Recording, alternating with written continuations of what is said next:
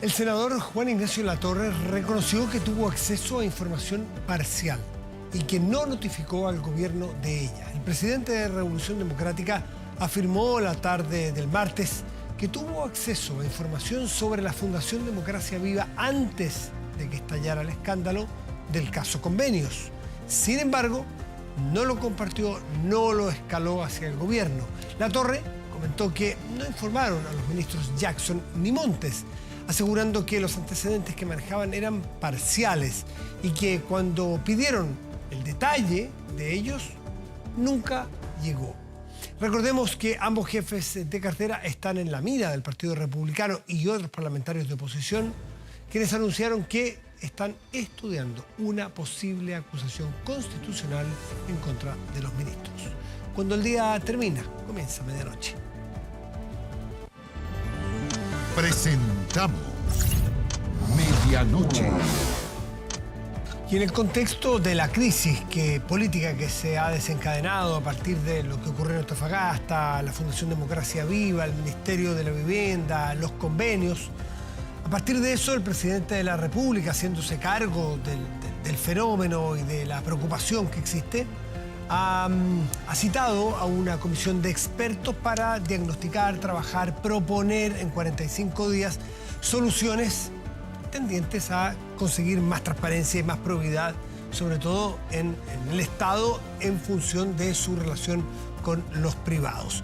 El presidente nombró a 6 expertos y su presidenta es María Jaraquemada, quien además es directora de Chile Transparente. María, muy buenas noches y gracias por recibirnos. Hola Matías, muy buenas noches, gracias por la invitación. Dado tu experiencia, María, que es larga en estas materias, ¿el momento amerita una entidad como la que plantea el presidente Boric y para qué, si es que lo amerita? ¿Cuál es el encargo? A ver, yo creo que en general estas comisiones, porque coincido contigo en que efectivamente nuestro país ha tenido muchas comisiones asesoras de los más variados temas. Yo a veces me he dedicado a estudiar estos temas también cuando hago clases sobre la temática, y en temas de integridad y probidad y transparencia y en temas de educación yo diría que es las que más hemos tenido en nuestro país. Y efectivamente, claro, hay distintas razones para nombrar estas comisiones, pero quizás lo que se repite en las que tienen que ver con integridad y con transparencia es un poco que la política contingente salga quizás de la discusión de las políticas públicas y dejarle eso a personas que se han dedicado a estas temáticas para que no se sienta que pueda haber un conflicto de interés o porque son los incumbentes los que estarían tomando como esas mismas decisiones, como pedir un poco de apoyo, pero sabiendo que finalmente, tal como tú señalabas, va a ser quien tiene el poder político los que van a tomar las decisiones de cómo y qué se va a implementar y cuáles van a ser los ritmos.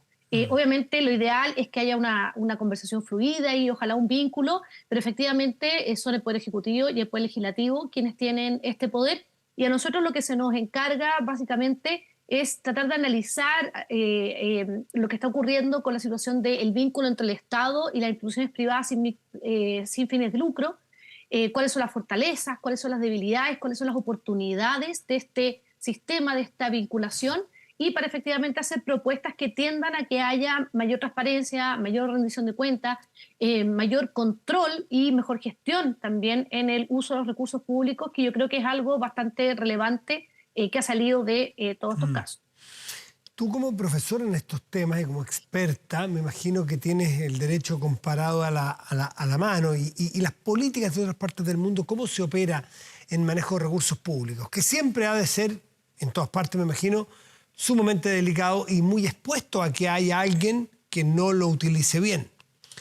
Y te quiero exponer frente a 2 escenarios, frente a recursos públicos, ¿no es cierto? A que un determinado ministerio tiene 1.000 millones para repartir. El primer riesgo, que es evidente porque es delito, que alguien robe plata de ahí y que se entregue de esos 1.000 millones, que diga 100, nadie está mirando, 100 se van para el lado y se los entrego a alguien que es cercano a mí, ¿no es cierto? Y después me los devuelve, ya es un delito claramente y ni cuestionable. Pero hay otro eventual problema, es que ese ministerio en un gobierno X los entregue de manera arbitraria o de manera partidista o favoreciendo a alguien y que eventualmente se haga ese trabajo. ¿Qué es lo que puede estar ocurriendo aquí? En que se favorece a una fundación que haga la pega versus a otra que sí haga la pega, pero estos son más amigos míos o piensan más parecido a mí. Y ahí hay una arbitrariedad o hay una discrecionalidad en la entrega de los recursos que no es visto necesariamente como corrupción, pero que puede ser otra forma de corrupción, o no, en la teoría. Sí, efectivamente. De hecho, en general, los estudios de la corrupción lo que te señalan es que mientras más discrecionalidad haya, especialmente cuando estamos hablando de un alto manejo de recursos públicos, es donde más ocasiones puede haber para la corrupción. Entonces, efectivamente, eso es lo que se trata de limitar con sistemas como, por ejemplo, el de compras públicas. La mayoría de los países han avanzado hacia eso, hacia sistemas reglados, donde hayan criterios objetivos, ojalá procedimientos concursables, con transparencia, donde se expliquen los criterios de asignación, por ejemplo, de puntuación y por qué se elige a alguien por ser otra persona. Lo mismo con los concursos públicos para acceder a cargos públicos, etcétera. Entonces, efectivamente, yo creo que acá el sistema que tenemos de cooperación entre el sector público y el sector privado, particularmente estas instituciones sin fin de lucro, quizá le faltó también parte de esa modernización. Hay parte de esos vínculos que se hace a través de la ley de compras públicas, pero hay otro que se hace a través de transferencia, a veces son concursables, a veces no. Las distintas instituciones a veces tienen distintos criterios y yo creo que eso hoy en día ya como que hemos visto que al parecer no está cumpliendo con los estándares, se presta efectivamente para casos donde puede haber instituciones que sean más cercanas, más amigas o incluso tráfico de influencia, que es un delito. Y yo creo que eso es parte del trabajo que nosotros tenemos que hacer de analizar cómo se puede perfeccionar este sistema. Ahora, sabiendo, Matías, que no hay sistema que sea infalible, no hay país que no tenga casos de corrupción y quien quiera vulnerar las normas y aprovecharse del sistema va a buscar la forma. Pero tú lo que tienes que hacer también es tratar de hacerle más difícil esa búsqueda de la forma o que sea más fácil también detectar y prevenir eso o, si no se pudo prevenir, bueno, como en el caso que los casos que estamos viendo ahora, investigarlo y si es que hay irregularidades, sancionarlos adecuadamente. ¿Cuánto ha avanzado Chile en los últimos 20, 10 o 30 años en materia de transparencia? Recordamos nosotros inmediatamente cuando ha habido crisis grandes, Mobgate, financiamiento de la política, se producen iniciativas y se hacen reformas. Se producen debates y se hacen reformas. El servicio civil, ¿no es cierto?, contratación, la alta dirección pública, es fruto de una de estas crisis. ¿Se ha avanzado realmente, si miramos la fotografía de Chile del 90 al Chile de hoy, en esta materia de probidad y transparencia, cuánto hemos avanzado? O sea, yo miro la foto del Chile del año 2000 al año 2023 y yo te diría que hemos avanzado muchísimo. Mira. Y de hecho, en muchas de estas materias también hemos sido pioneros en la región. O sea, el problema, yo creo, de nuestro país es que muchas veces hacemos esa reforma y luego nos quedamos como tranquilos esperando quizás al próximo escándalo para perfeccionar el sistema. Insisto, los sistemas no son perfectos, nos van mostrando a través de su implementación dónde se pueden ir perfeccionando, dónde se pueden ir como ajustando tuercas, por así decirlo, apretar tornillos, y muchas veces nos dejamos estar y esperamos que pasen muchos años. Entonces, claro, hablamos del sistema de alta dirección pública, hablamos del sistema de compras públicas, todos adoptados entre los años 2003, 2006, pero han pasado muchísimos años, las tecnologías de la información son otras, los estándares de transparencia también son otros, porque tenemos una ley de transparencia que funciona desde el año 2009, y quizás eso no lo hemos modernizado de la misma manera. Entonces, yo creo que obviamente los estándares que tienen esos sistemas, el año 2003-2006, eran muy altos, pero hoy en día quizás no. Y eso lo vemos en evaluaciones internacionales. Hay evaluaciones que hacen distintas instituciones de, por ejemplo, los sistemas de compras públicas, donde Chile fue un gran pionero en la región, pero a esta altura hay muchos países que nos han ido pasando por el lado, como Colombia en algunas ocasiones, como Costa Rica, como pueden ser distintos países, porque ellos quizás o los adoptan después o toman incluso los aprendizajes que nosotros hemos tenido, María, y los implementan. Y a tu juicio, así bien en genérico, sin entrar en casos particulares porque estaríamos toda la noche, pero si nos hemos quedado atrás en la modernización de las propias reformas que Chile fue pionero en hacer y que no se han ido actualizando, es a tu juicio, sí, quiero que me hables un poco de una percepción general, por falta de preocupación y de percepción de riesgo, o porque la propia política no tiene los incentivos para quitarse cuotas de poder, porque al final más transparencia, más profesionalización es menos cuotas de poder para los políticos que están allí, que pueden poner a personas y que pueden repartir eventualmente cargos que son remunerados. ¿Por qué no se ha actualizado? Mi opinión personal, yo creo que es una combinación de ambas. Yo creo que efectivamente estas agendas compiten también con otras. O sea, sabemos que el Congreso tiene que resolver distintas temáticas. Hay temas de pensiones también que están pendientes hace muchos años. Hay un tema hoy día con la salud privada, bueno, también la salud pública. Entonces, estas agendas, por así decirlo, compiten. Y muchas veces lo que pasa con las agendas de integridad, lo que hemos visto al menos en el caso de Chile, es que somos bien reactivos, que nos quedamos esperando finalmente el escándalo para decir, uy, parece que en verdad no estaba funcionando tan bien, entonces hagamos los cambios que son necesarios. Y yo creo que tenemos que tener una estrategia más proactiva, entendiendo que obviamente las urgencias o quizá los acentos, las prioridades se las vamos a dar cuando hayan espacio en esas agendas, se den las ventanas de oportunidad, pero yo creo que deberíamos mantener una preocupación constante. Y por ejemplo, se ha estado hablando, el presidente lo ha mencionado, vamos a ver qué ocurre, pero mencionó en su cuenta pública una estrategia nacional de integridad, que vendría como a ser la primera, donde efectivamente las distintas entidades públicas se coordinarían para ir estableciendo prioridades con el tiempo. Hay que ver si eso resulta, en algunos países ha resultado bien, en otros países de la región no ha resultado bien, porque en realidad tampoco la voluntad política ha sido tanto. Y eso finalmente me lleva a que efectivamente la voluntad política al final, Matías, es determinante. Eso es lo que necesitamos para generar los cambios. Y yo creo que a veces se da esta combinación un poco de comodidad, del statu quo. Obviamente hay personas que también quieren aprovechar redes clientelares, etcétera. Y también del tema de que cuando no vemos que las cosas están funcionando mal, quizás aplicamos el dicho de, bueno, si no está roto, ¿para qué lo vamos a arreglar? Pero a veces sí está roto y no lo estamos percibiendo. María Jara Quemada, directora de Chile Transparente y presidenta de la Comisión de Expertos para la Probidad y Transparencia, nombrada por el presidente Boric ayer, y que el día viernes, entiendo, tiene su primera sesión y 45 días de plazo para emitir el informe. ¿Es así, no? Así es. Gracias, María. Muy buenas noches. Gracias por recibirnos, como siempre. Gracias a ti. Buenas noches, Matías. Buenas noches. Hacemos una pausa y volvemos. Espérenos.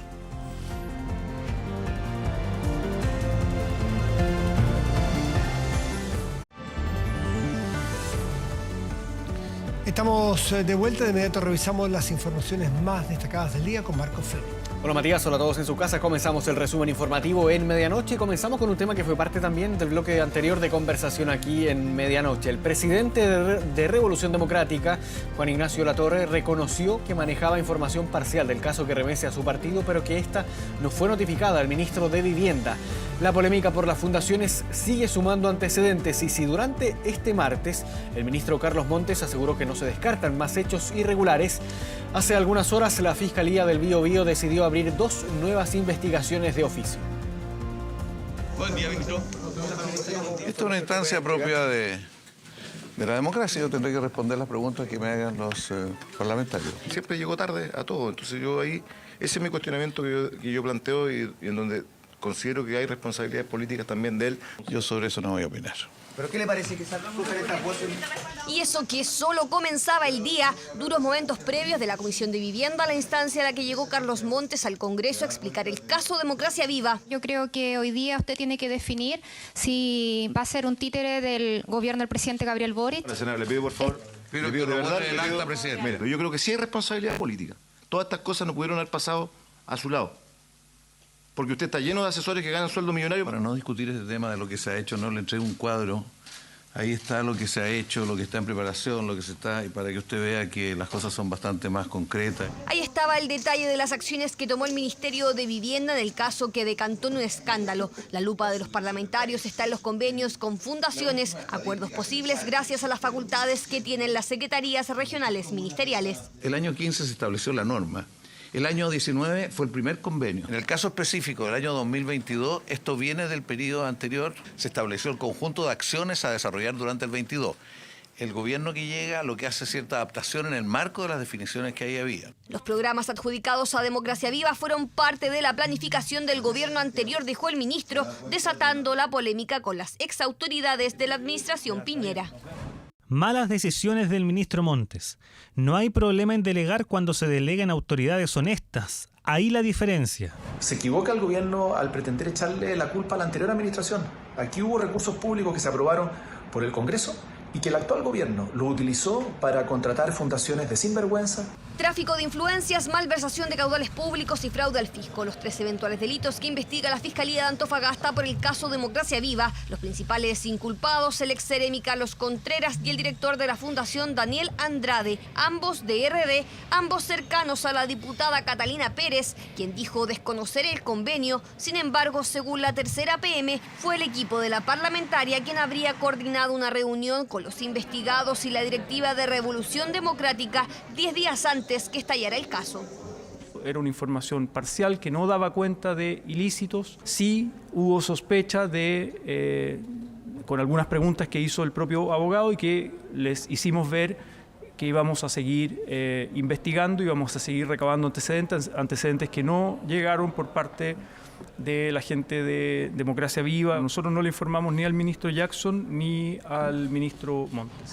No se le entregó la información a Carlos Montes, pero Latorre no descartó que si se la comunicara a un miembro del gobierno. El presidente de RD ha sido cuestionado por el manejo de la crisis y Giorgio Jackson es apuntado por la oposición, que estudia una acusación constitucional en su contra, libelo que podría incluir al titular de Vivienda. Si es que han infringido las normas, como bancada republicana tenemos el deber de hacerlos responsables. El ministro Jackson, no nos olvidemos que es la cabeza de RD, se ha estado implicado en los truchas cosas que se han hecho, por ejemplo en mi región de Antofagasta. Sin duda lo vamos a perseguir y vamos a ir por él. No dudo la honorabilidad del ministro Montes. Sí creo que el fundador de Revolución Democrática, Giorgio Jackson, es una persona cuya destitución, cuya separación del gobierno le haría bien al gobierno. Solicitud de renuncia y el análisis de una eventual acusación que tuvo inmediata respuesta. No estoy hoy jugando un rol de dirigente partidario. Es por eso que yo voy a estar a disposición de lo que el presidente Gabriel Boric disponga. Ambos ministros han sido un activo en darle solución a estos problemas y por lo tanto desde el punto de vista político han hecho lo correcto. Acciones políticas que corren en paralelo a las investigaciones. Este martes la Contraloría realizó diligencias en la Ceremi de Antofagasta, que se suma a las investigaciones de la Fiscalía en esa región, más la región de los Lagos, el Maule y Atacama. Probable que hay otros casos y por eso que estamos preocupados de saber más, reunir más información y tenemos que anticiparnos a los casos para que no cundan, pero especialmente para buscar soluciones. Nuevos casos y nuevas investigaciones. Durante la tarde, la Fiscalía del Biobío anunció una investigación de oficio por los tratos de más de 140 millones de pesos entre Urbanismo Social y el Serviu, fundación en la que trabajó la actual delegada presidencial de la región. El Ministerio Público también investigará el contrato de la Fundación Cultivarte y el Gobierno Regional, ONG de la comuna de Coronel y que dirige la cuñada del alcalde de esa comuna. Nos vamos al Congreso. La Comisión de Trabajo de la Cámara de Diputadas y Diputados acordó un cronograma a partir de la próxima semana para votar la reforma previsional. Se espera que hoy miércoles, la oposición entregue su propuesta. Kevin Felgueras nos va a contar más detalles. Kevin. ¿Cómo están? Buenas noches. No se votó y esto definitivamente es un gesto político desde el Ejecutivo hacia las bancadas de oposición. Esto porque durante esta misma jornada se habían tenido varias vocerías de parlamentarios pidiendo que esto se votara. La propia ministra del Trabajo durante esta jornada también había exigido que se dejara atrás los 8 meses que han pasado desde el ingreso de la reforma previsional para que esto se pusiera en votación en particular. A pesar de eso, se llegó a la Comisión de Trabajo y a pesar además que desde ayer tiene suma urgencia este proyecto, no fue votado. Lo que sí se acordó fue una especie de calendario, una cronología de votación que además va a dividir esta reforma en 14 pilares. El próximo martes recién se va a votar el primer pilar, que es uno de los ejes fundamentales, dicen desde el Ejecutivo. Escuchamos de inmediato las reacciones luego que no se votara, no avanzara ningún centímetro esta reforma previsional, pero donde sí puede existir, dicen fuentes desde el Ejecutivo, una especie de principio de acuerdo para llegar lo más acordado posible al momento de la votación. Mire. Sin duda, los parlamentarios de la oposición manifestaron que necesitaban más tiempo, tanto para hacernos llegar su propuesta, que seguimos esperando. Nosotros nos parece que 8 meses ha sido un tiempo importante. Se ha acordado, ¿cierto?, de generar un cronograma que vaya abordando los temas, diría yo, semanalmente, porque va a significar que el diálogo se pueda agilizar. La reforma va a ser desagregada en 14 pilares, uno de ellos va a ser votado el próximo martes. Estamos esperando que nuestros senadores nos den un visto bueno, porque lo que hemos hecho nosotros ha sido ofrecerle al gobierno un pacto y un acuerdo. Y queremos transmitirle también al gobierno con toda claridad que en esas condiciones no estamos disponibles con nuestro voto, nuestra bancada, a apoyar. Ahora, si el gobierno se abre, nosotros estamos disponibles a avanzar en ese acuerdo, pero hasta ahora no hay nada.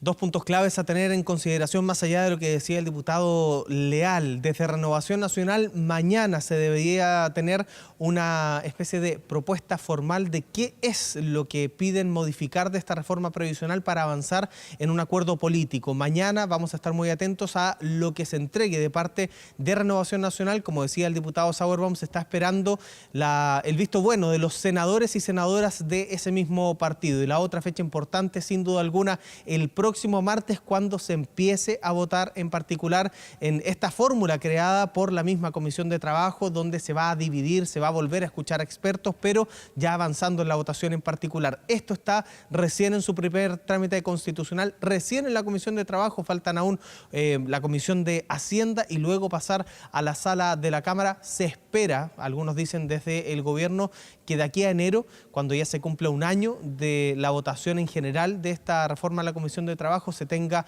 al menos una buena noticia y que esto avance hacia su segundo trámite constitucional al Senado. Por ahora, eso está muy lejos. En el horizonte más próximo de la reforma previsional es lo que va a ocurrir mañana, la propuesta de la oposición directamente al Ejecutivo.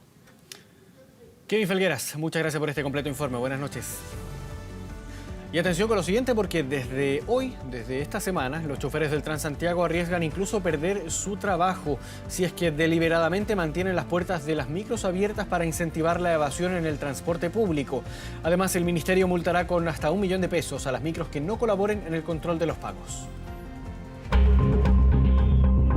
Esta medida es nueva y se toma cuando la evasión ha superado todos los máximos en la historia del transporte público del país. La cifra se disparó tras el estallido social, pero poco a poco se han retomado las fiscalizaciones. Este año van 18.394 multados, los que arriesgan sanciones de hasta 94.000 pesos. Corresponde dejar la cita al tribunal, ya por parte del Ministerio de Transporte. ¿Ya? Vamos a lograr su identificación. ¿La primera vez que pasó esto? Sí, sí la había cargado, lo que pasa es que había pagado anteriormente y ya me había quedado sin pasar. Que yo pedí permiso y todo el mundo entró sin pedir permiso, yo también me entré por detrás. Sí, tenía la vía cargado, sí, pero... Aprovecho. También para ahorrarnos, también para poder devolver. Le expliqué al chofer, no nos abrió la puerta adelante, le dije, tengo mi tarjeta quebrada, vaya a arreglarla, me dijo, y eso fue lo que hice. Tengo que ir a hablar con el juez. Al aumento en las zonas pagas, la instalación de más torniquetes y la fiscalización, que creció un 178% este año, se suma ahora una inédita medida. El ministro Muñoz mandató a las empresas para que cierren las puertas traseras de los buses y no incentiven a los evasores. Entendemos que aquí las empresas tienen un rol muy importante en hacer un esfuerzo, porque cuando los pasajeros dejan de bajar, cerran las puertas. Y para eso hemos definido una multa, una sanción, y que esperamos que esto sea también un nuevo mecanismo que vaya apoyando en este esfuerzo grande por reducir algo tan importante como la evasión tarifaria en nuestra ciudad. La micro que no cumpla puede ser sancionada con más de 1 millón de pesos en multas. Toda la responsabilidad estará en los propios choferes, que ahora serán aliados del ministerio. Es que tampoco es responsabilidad del conductor, porque no todos los lugares hay zonas pagas. Siempre nos tienen lamentablemente la responsabilidad a nosotros. El que sube por la segunda puerta sube bajo su responsabilidad. Y usted no puede cerrar en ese momento porque puede apretar a alguna persona. Son puertas con aire comprimido que usted puede fracturar a más de alguien en una mano. Si tenemos responsabilidad también hacemos nuestra parte, por decirlo así, para ayudar, porque después, si esto fracasa, va a ser culpa, o sea, para que sea culpa de todos, porque si no va a decir fue culpa del gobierno nomás, o fue culpa de la empresa, o fue culpa de los conductores. Las empresas operadoras deben acatar la nueva normativa. Esperan que la fiscalización sea correcta y ya anticipan que desvincularán a los choferes que reiteradamente sean sorprendidos incentivando la evasión. Si es reiterado y la persona no cambia su conducta y sigue teniendo las acciones que son en pro de la evasión, sí tenemos que tomar determinaciones más drásticas. Muchas veces ahí el conductor está atado de mano porque es una turba de personas y realmente no podemos pedirle que él arriesgue su integridad física en pro de ir a buscar ese cobro de evasores que son personas que pueden llegar a ser violentas. Con este traspaso de multas, a mí me parece correcto que dentro de las medidas en el cual se evalúa el desempeño del conductor, además cuál es la tasa de evasión en su máquina. Los análisis que se han hecho con los torniquetes lograron en su minuto disminuciones de 10 puntos porcentuales. Entonces uno debiese esperar que si es que esto se hace bien, a lo menos lleguemos a las cifras que teníamos anteriormente cercanas o inferiores al 30%. La medida ya está en marcha y espera lograr un mayor equilibrio financiero en un sistema que continúa sin números azules, pero que por ahora no contempla aumentar la tarifa de sus pasajes.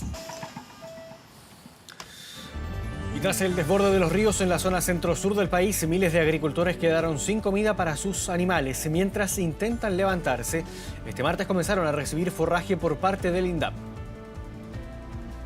Sábado, estamos. Mire cómo está el agua aquí. Mire cómo corre. Mire mi cuarto cómo quedó. Mire para allá. Ole.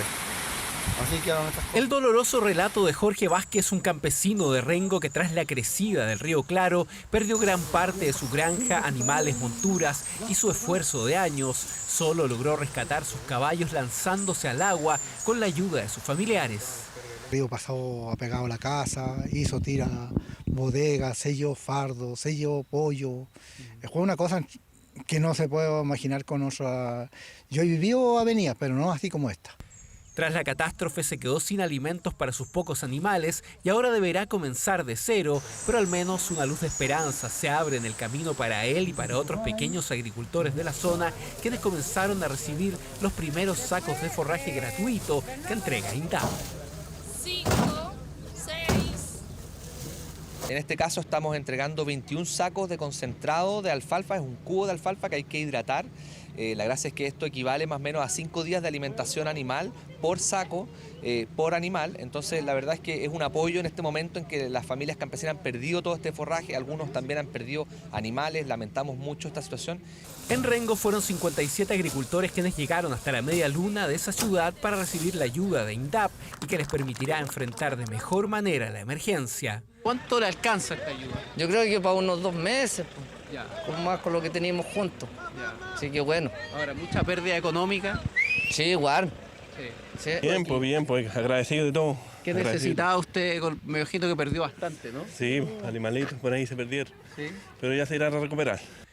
Pero la agricultura de la zona centro-sur del país está golpeada por esta emergencia. Muchos apicultores perdieron sus colmenas, otros cultivos agrícolas, pero uno de los inconvenientes más graves es la destrucción de los sistemas de riego en O'Higgins, Maule y Biobío. Paralelamente, el Ministerio de Agricultura iniciará un catastro para ir en ayuda a los productores y crianceros más afectados. Y de esta manera, a las personas que hayan sido dañadas se les va a asistir con un programa de ayuda, de reactivación económica y que tengan cultivos de primavera, que es muy importante para la seguridad alimentaria y para que los precios de alimentos y de vegetales particularmente no se disparen. Las consecuencias de un sistema frontal que dejó daños y destrucción en poblados, pero también en sectores agrícolas de la zona centro-sur del país, quienes buscan levantarse tras esta nueva catástrofe natural. Y si usted emite boletas de honorarios, ponga mucha atención. Cerca de 500.000 de trabajadores en esta condición se encuentran protegidos desde el 1 de julio contra accidentes laborales, incluso si es que ocurren en el trayecto. Es un beneficio que forma parte de la ley que obliga a cotizar a los trabajadores independientes. Desde este 1 de julio, todos los trabajadores que emitieron boletas de honorarios quedaron protegidos con el seguro contra accidentes del trabajo. Tal es el caso de Jacqueline. Ella es estilista hace más de 30 años y todos los meses emite boleta de honorarios por su trabajo. Con el solo hecho de haber declarado sus impuestos, quedó protegida ante cualquier accidente laboral hasta junio de 2024. Bueno, en realidad lo encuentro bueno para la gente porque en realidad uno trabajando no sabe lo que le pueda pasar en el camino. O sea, yo los años que llevo me he cortado los dedos y todo, pero uno se arregla uno solo las manos en realidad. Claro. Te cortáis el dedo, te pones un parche. En este caso sería bueno porque en realidad uno las respaldan a un accidente que uno pueda tener.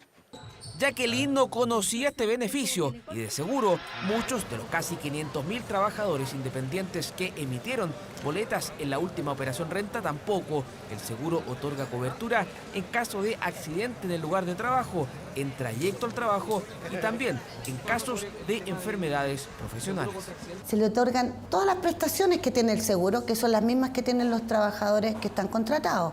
Esto es salud, o sea, atención médica, kinesiológica, lo que requieran en todo el país. Nosotros estamos en todo Chile, tenemos prestadores públicos y privados. Pero si soy un trabajador independiente y no emito boletas, ¿qué puedo hacer para estar protegido?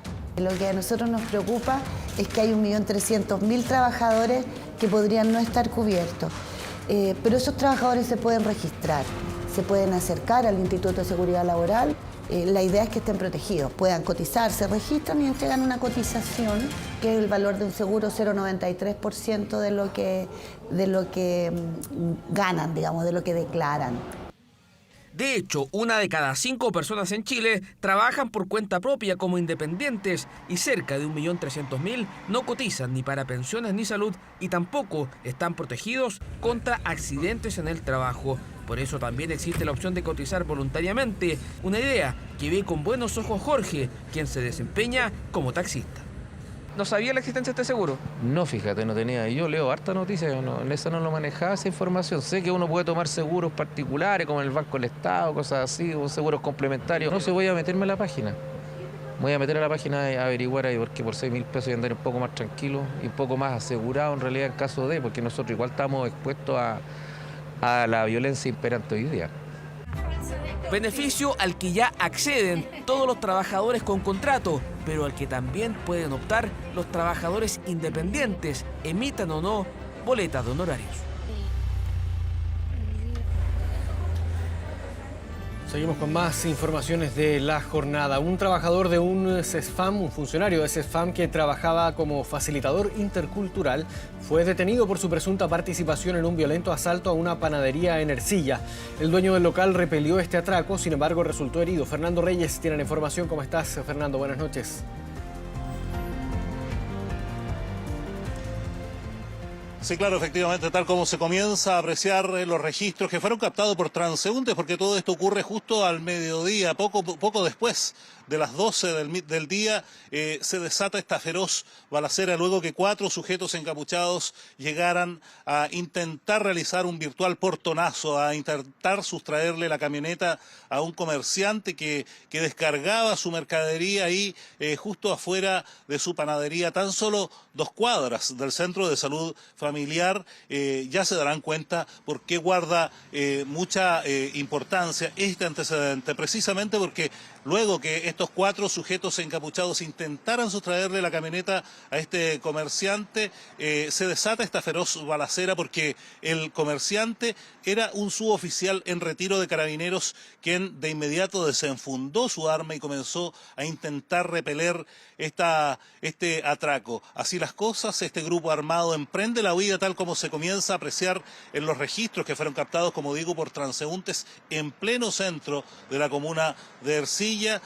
Recorren toda la zona urbana, comienza la persecución policial por aire y tierra, helicópteros comienzan a seguirlo, también por la zona rural, fuego cruzado, y eso deriva en que este vehículo, una SUV, un vehículo, un Jeep que había sido sustraído la semana anterior a otro funcionario de la Tesorería General de la República, precisamente ahí en el centro de Ercilla, colisiona frontalmente con otro vehículo en sentido contrario, logrando así la detención del hasta ahora único involucrado en este hecho. Hablamos de un funcionario que ya consideraba más de 20 años de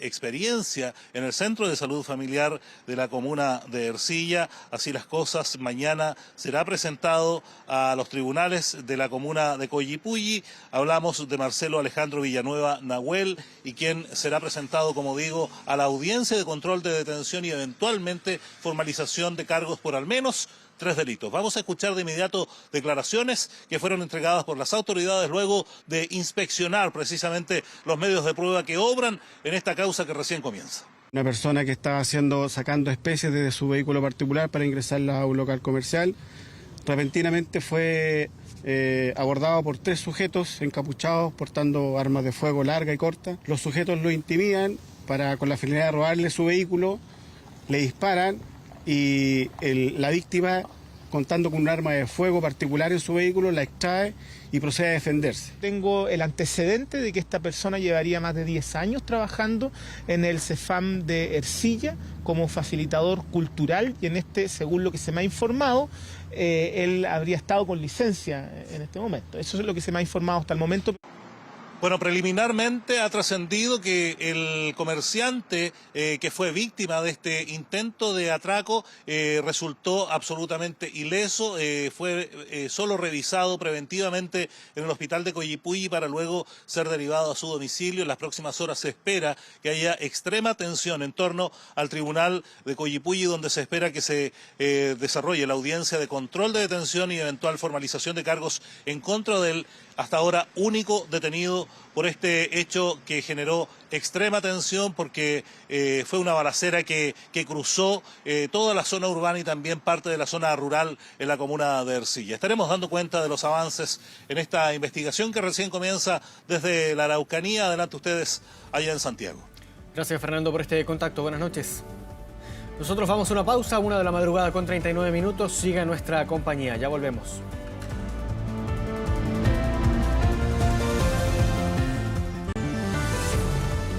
Seguimos revisando más informaciones de la jornada y nos vamos de inmediato al norte del país porque hay una polémica por la imagen generada por una situación que se registró principalmente en el Hito Cajón, en el paso fronterizo de esa zona del país, donde se denuncia que no habían personas en ese lugar, tampoco había refuerzo militar ni policial. Vamos a revisar las imágenes que logró obtener un equipo de 24 horas. Fue este llamado a Radio Bio Bio que alertó lo que estaba ocurriendo en el paso fronterizo Hito Cajón. Ya, a ser sincero, ahí en el galpón no había nadie, la barrera estaba levantada, incluso hay una barrera que es un camino que va directo hacia la aduana boliviana. Y no había nadie, entonces nosotros pasamos, incluso anduvimos por los caminos que ocupan los chuteros, los burreros, y como si nada, lo único que nos encontramos en un rato fueron un camión de los militares. 4.000 metros sobre el nivel del mar y un equipo de 24 horas llegó hasta el sector para verificar en terreno una información que generó alerta. Y con esto nos encontramos. El edificio está cerrado y la barrera sigue abierta. El complejo fronterizo Hito Cajón permanece cerrado desde el pasado 16 de junio debido a problemas del suministro de agua potable, lo cual imposibilita que dicho complejo pueda seguir funcionando. El complejo Hito Cajón se encuentra en la frontera con Bolivia. Ahí la temperatura marca casi a diario bajo cero, puerta de ingreso a Chile que permanece así y que genera preocupación a nivel parlamentario, especialmente por las altas cifras de robo de vehículos que son llevados al país vecino a través de la frontera y de hechos delictuales que se han registrado en esa zona. Lo que se muestra en los videos que circulan por redes sociales es impresentable que estén las barreras arriba, porque la gente que viene ingresando al país se lleva la primera impresión que hay absoluto descontrol y que en Chile pareciera que las fronteras no importan, y eso va absolutamente en contra de lo que se ha ido avanzando en el último tiempo en materia de control fronterizo. Me comunico con el subsecretario del Interior, Manuel Monsalve, y le expreso primero mi inquietud y segundo la rabia que uno siente cuando sabe y está poniendo todo en juego para poder controlar las fronteras a través de la ley de seguridad. Según datos de la delegación presidencial, en 2022 se recuperaron 592 vehículos robados solo en la provincia de Loa. Otros alcanzaron a salir por la frontera por sectores cercanos a Hito Cajón, el mismo que hoy se mantiene sin personal que fiscalice. Como a su vez también Carabineros tienen una permanencia en dicho sector, entonces por ese sentido el resguardo de Hito Cajón sigue en pie. La única implicancia es que el control migratorio se realiza aquí en San Pedro de Atacama. Por ahora el control migratorio se realiza en el mismo poblado de San Pedro de Atacama, distante a 43 kilómetros de Hito Cajón.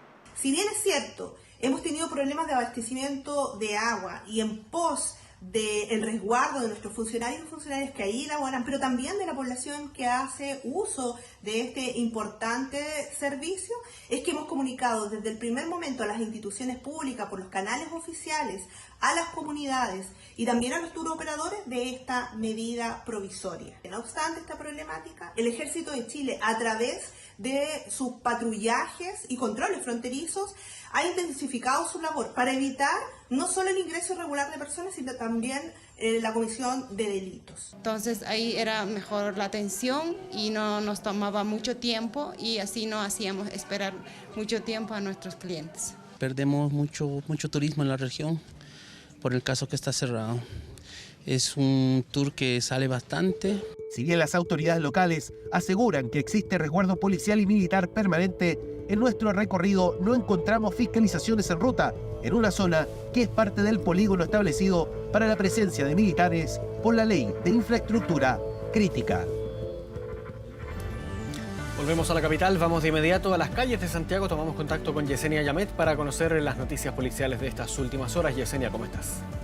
Hola Marco, muy buenas noches. Te quiero invitar a que pasemos a revisar lo ocurrido en la comuna de Cerro Navia, ya que un repartidor de gas falleció luego de recibir un disparo. Todo esto en el contexto de un robo del cual estaba siendo víctima cuando fue a dejar precisamente un balón de gas a calle Economía, como ya lo mencionábamos, en la comuna de Cerro Navia. Es en ese minuto cuando él está entregando este balón de gas que aparecen a 3 desconocidos, quienes lo bajan del camión, se realiza un forcejeo y es en ese minuto donde se percutan disparos en su contra, disparos que terminan costándole la vida. Son de hecho los propios vecinos de este sector que lo trasladan hasta el hospital Félix Bulnes, donde se confirma su fallecimiento. Nosotros pudimos conversar con sus familiares, con sus amigos y también con carabineros. Los quiero invitar a que pasemos a revisar esas declaraciones.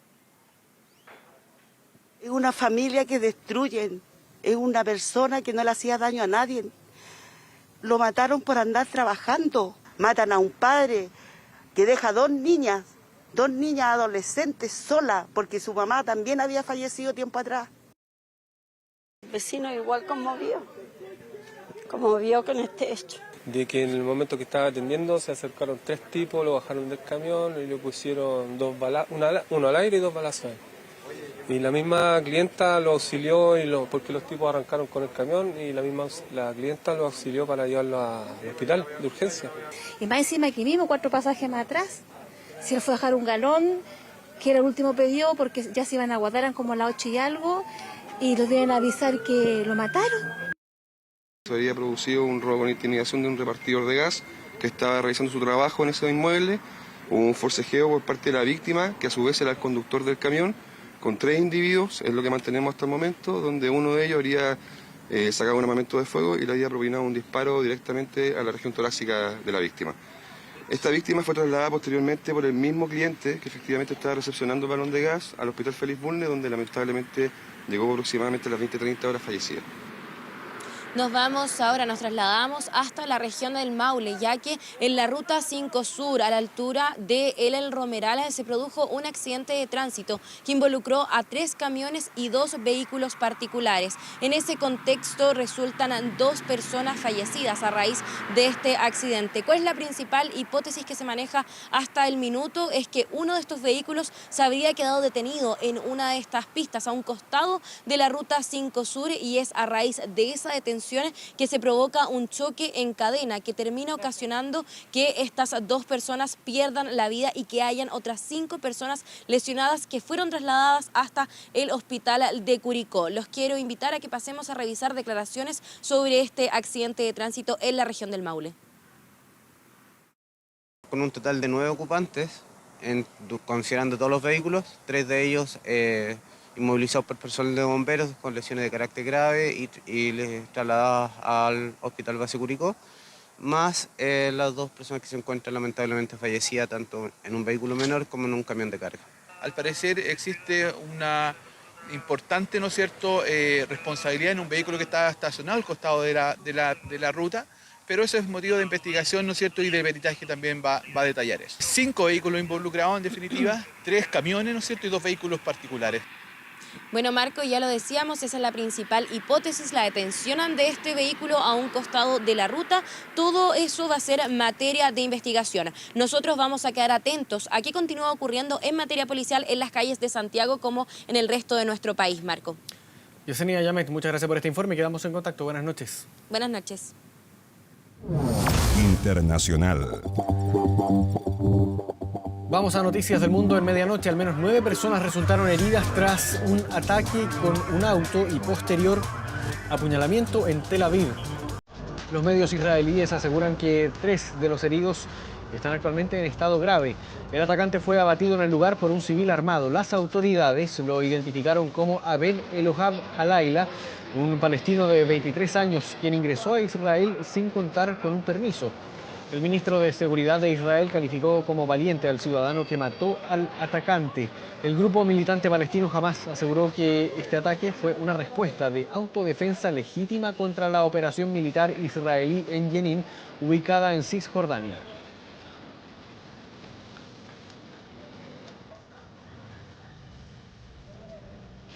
Nos vamos ahora hasta Argentina, donde hay conmoción por el asesinato de un niño a manos de su mejor amigo, un menor de 13 años. Las autoridades están investigando al colegio por acusaciones de bullying en contra de la víctima. Están marchando sus familiares, los amigos, están pidiendo más explicaciones. La policía detuvo a un amiguito de Joaquín Esperani, a un chico de 13 años. Justicia por Joaquín, que no quede impune. Yo quiero saber por qué, quién fue y por qué mataron a mi hijo. ¿Cuál fue el motivo de matar a mi hijo? Un crimen que conmociona a Argentina. El pasado 29 de junio fue la última vez que Joaquín Esperani, de 14 años, fue visto con vida. El joven, como era habitual, llegó en bicicleta a su escuela, ubicada en la localidad de La Bulaye, en el sudeste de Córdoba. Sin embargo, nunca entró a clases. Junto a su amigo de toda la vida, salieron caminando del recinto. Minutos después, su compañero, un adolescente de 13 años, regresaba solo al colegio. Se sentó en el lugar de siempre, como si nada lo perturbara. Sí, yo lo maté, confesaría 5 días más tarde. Es la misma manzana, Guille.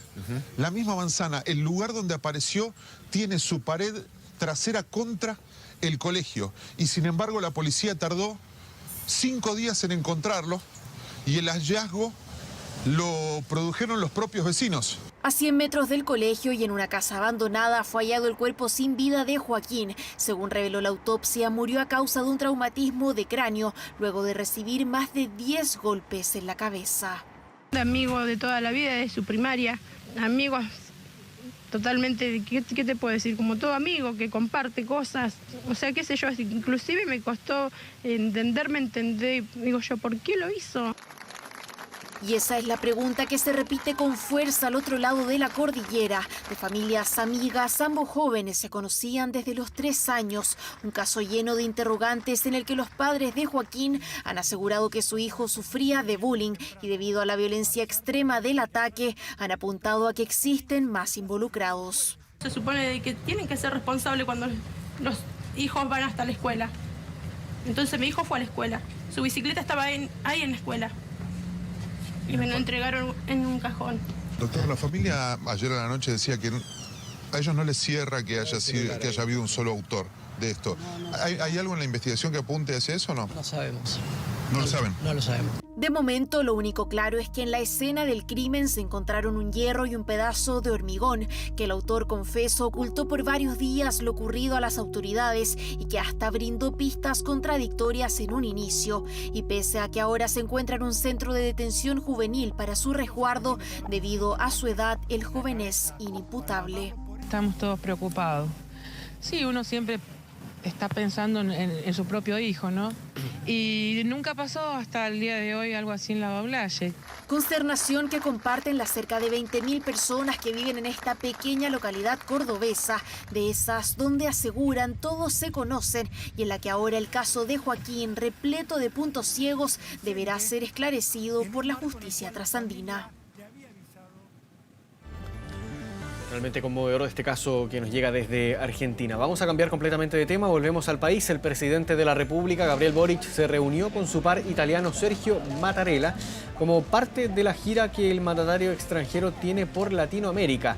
En la instancia, las autoridades firmaron 2 documentos entre ambos países. El primero es un memorándum de entendimiento sobre cooperación en el campo de desarrollo sostenible, encabezado por la ministra del ramo, la ministra de Medio Ambiente, Maisa Rojas, y el viceministro de Asuntos Internos de Italia, Edmondo Cirelli. El segundo documento es un memorándum de entendimiento sobre cooperación en formación diplomática que está firmado por la ministra subrogante de Relaciones Exteriores, Gloria de la Fuente, y el viceministro Cerilli. El mandatario chileno se mostró agradecido de que su par italiano eligiera nuestro país como parte de su gira, que tiene como próxima parada la región de Magallanes. En esta visita a América Latina escogió 2 países, y uno de ellos Chile. Y eso debe hacernos sentir orgullosos de cómo nuestros países amigos están mirando y observando a Chile. Hoy hemos acordado la necesidad de estrechar la cooperación en una amplia gama de materias de interés mutuo entre Chile e Italia, como son las energías renovables, limpias, el enfrentamiento a la crisis climática, la cooperación antártica, la protección del medio ambiente y de los océanos.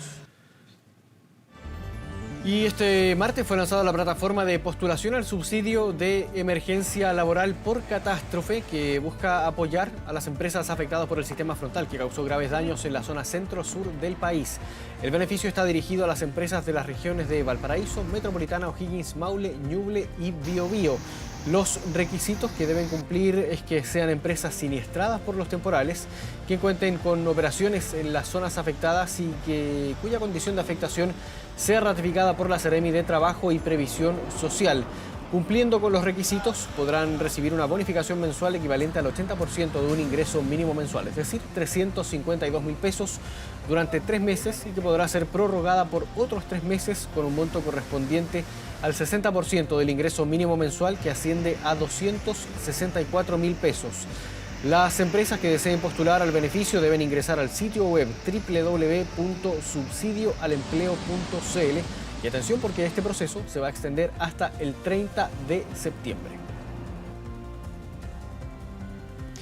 Vamos también a revisar la agenda de noticias, que es lo que va a ocurrir hoy, miércoles 5 de julio. Hoy la Sala del Senado va a realizar una sesión especial para abordar el caso Convenios. En la instancia están invitados a participar los ministros de Hacienda, Mario Marcel, de Vivienda, Carlos Montes, y de Desarrollo Social, Giorgio Jackson. Además, la Comisión de Vivienda de la Cámara de Diputadas y Diputados va a sesionar para escuchar al ministro Montes, luego que asegurara que no se descartan más hechos irregulares y que apuntara también al gobierno del expresidente Sebastián Piñera.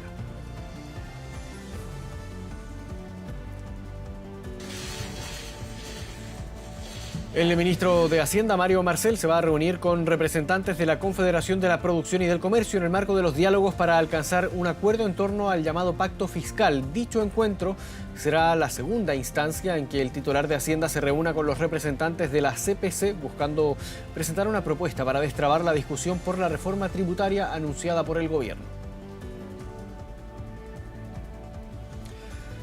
Y hoy miércoles también en materia judicial se van a retomar los alegatos de clausura en el juicio contra Martín Pradenas. El acusado se encuentra en prisión preventiva a la espera de conocer la sentencia, que se le acusa de 5 delitos de abuso sexual y 2 de violación. Este viernes habrá un veredicto final respecto a este caso, donde la Fiscalía pide más de 40 años de cárcel contra Martín Pradenas.